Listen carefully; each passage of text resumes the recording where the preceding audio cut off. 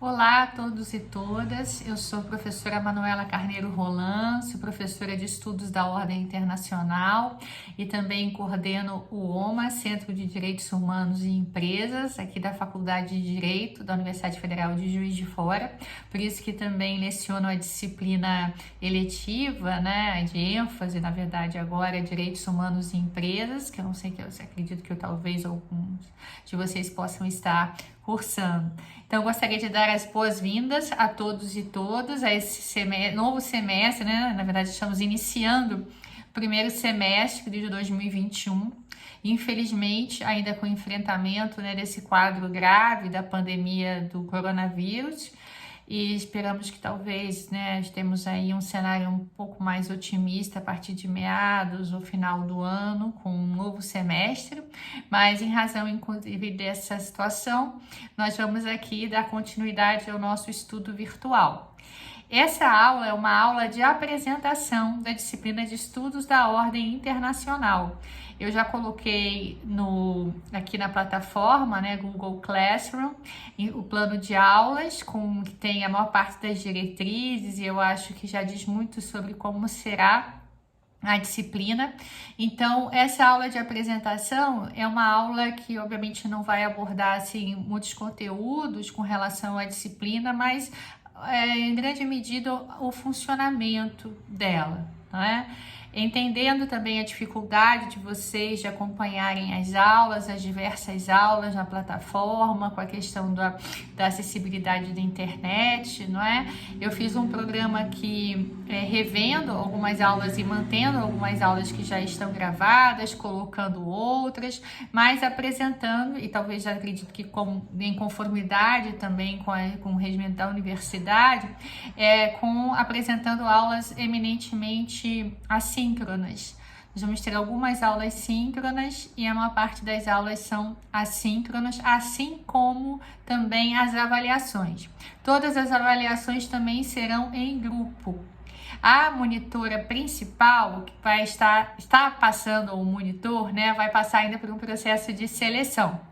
Mas nós temos uma colaboradora, a Aline, que já foi monitora várias vezes aqui da disciplina e que no decorrer desse processo vai estar acompanhando aí até que a nova monitora ou monitor assumam realmente a disciplina, então vai poder também trazer algumas orientações e ajudar vocês no processo de organização, especialmente dos grupos, para a possibilidade de realização das avaliações que são assíncronas, como eu disse, e sempre em grupos.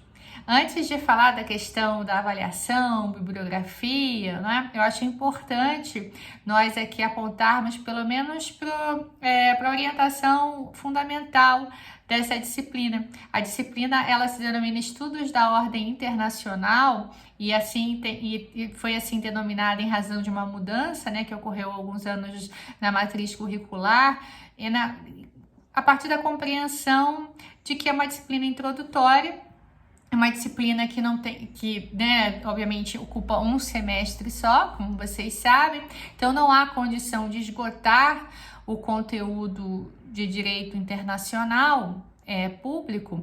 Então eu preferi aí no caso estabelecer ou priorizar uma certa vertente ou orientação, né, uma problematização do direito internacional público, além de, pelo menos, a abordagem de seus conteúdos fundamentais, né? Então, é uma disciplina fundamental, de base, de apresentação de um conteúdo básico para vocês, né? Para que possam compreender, pelo menos, os fundamentos e a lógica em que se opera o direito internacional público, mas a partir de uma pergunta, a partir de uma problematização.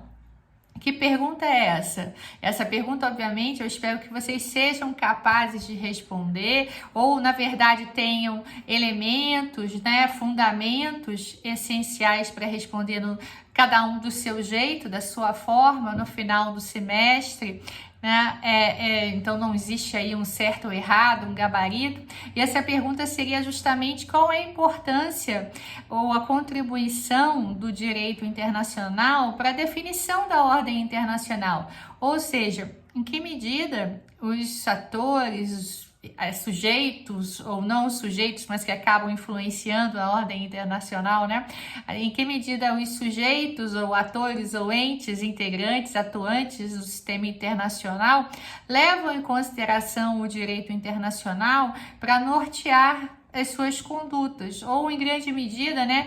E de que forma as normas internacionais são realmente balizas e elementos importantes para a contribuição e para influência, né, da conduta dos atores no âmbito internacional. Então, isso eu achei interessante abordar com vocês e achei uma boa orientação, né, ou pergunta condutora do nosso processo de aprendizagem, porque realmente o direito internacional, às vezes, ele é muito atacado com base digamos assim, nessa acusação, né, de que ele não é tão relevante, de que, na verdade, a maior parte dos entes, dos sujeitos de direito internacional levam em consideração outros elementos de poder, como o poder econômico, o poder militar, poder político, e que, no caso, a perspectiva normativa em si fica em segundo plano.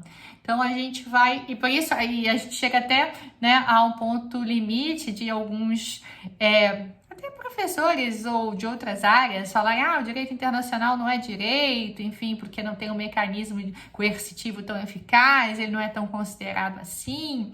Então, a gente vai apresentar aqui no decorrer do semestre os fundamentos do direito internacional a partir dessa pergunta, né, dessa pergunta inicial.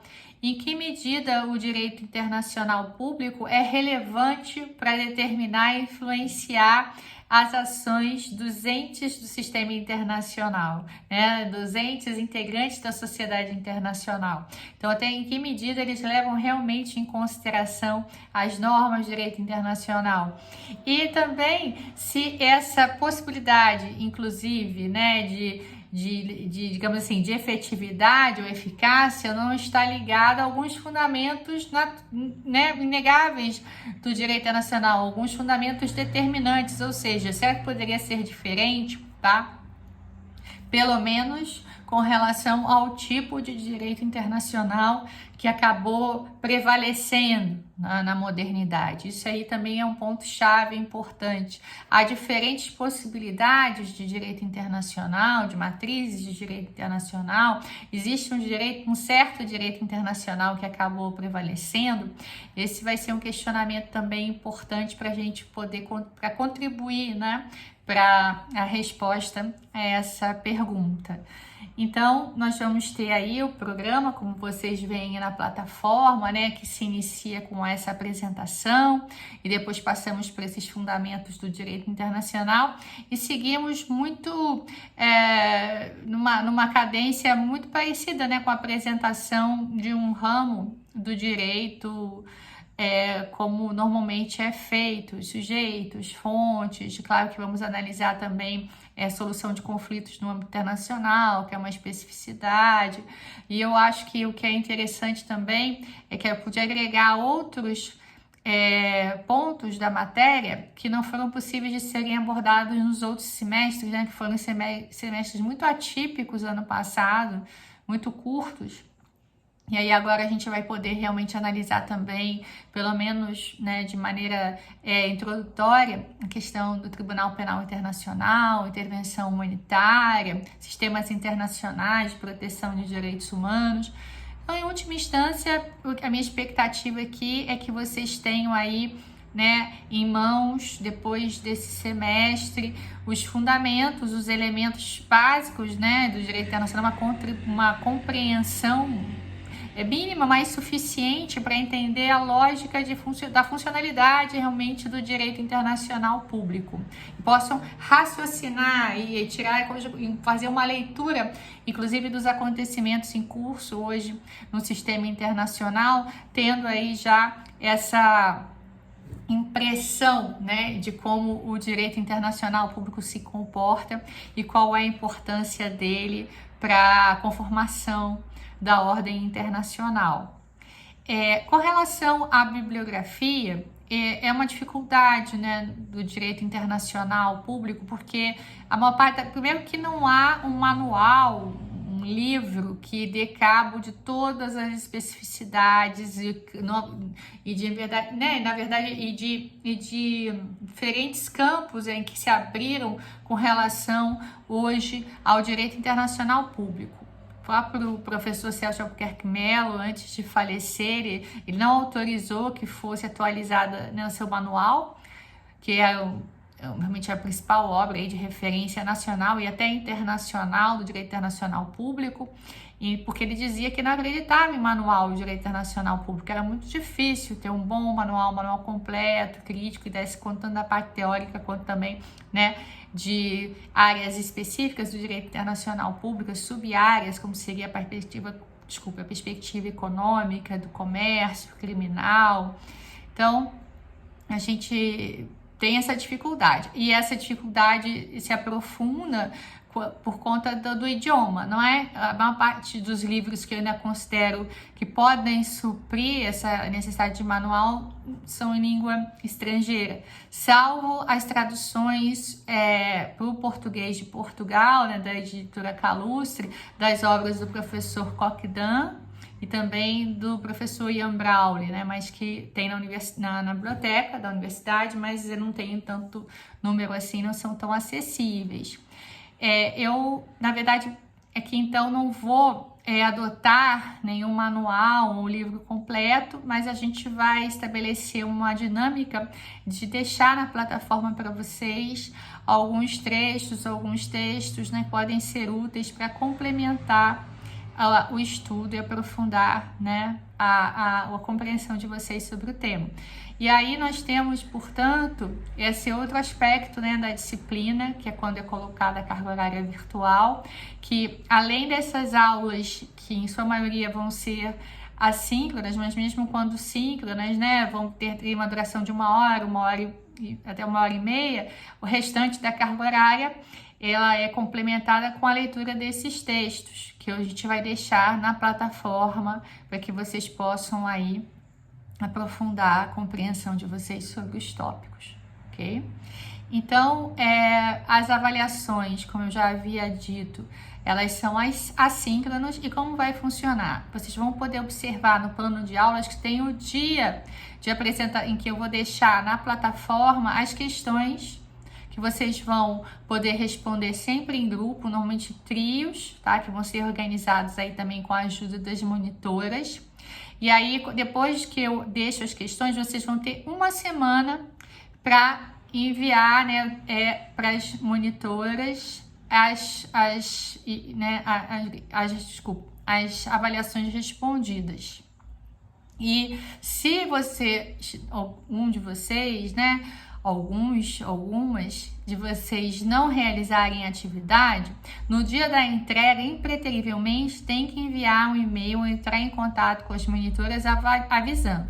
E aí vai ser dada a oportunidade de ser feita uma outra avaliação, né? Uma segunda chamada, mas nesse caso individual, tá? Então tomem cuidado, eu acho que deem preferência para realmente o cumprimento das datas, né, já programadas das avaliações, para vocês poderem realmente realizá-las em grupo. Então é sempre assim, né, as questões são apresentadas, são disponibilizadas na plataforma, e aí vocês têm uma semana para respondê-las e enviar, tá? Para as monitoras. O monitor, né, e monitora, vamos ver ainda, porque uma das vagas ainda está em processo de seleção. Tá?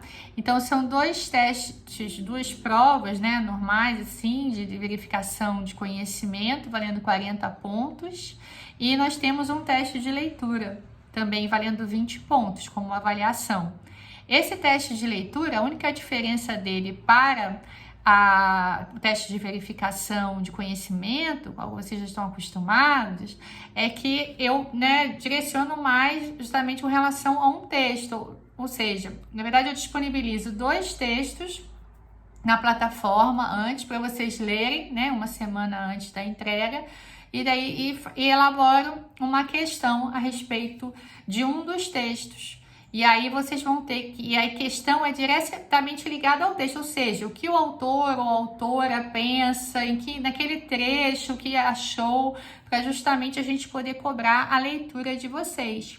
E aí vocês também vão responder em grupo em uma semana, porque na prova, obviamente, que a gente não pede, né, menção ou citação de autor ou autora para, assim, a verificar a leitura específica de um texto, né? A fundamentação, ela deve ocorrer nas respostas, mas ela pode se dar de forma mais genérica, tá? Eu acho que, né, então, por enquanto é isso. Nós vamos começar na próxima semana com o estudo já dos fundamentos do direito internacional público, tá? Um abraço a todos e todas. Nos vemos na próxima semana.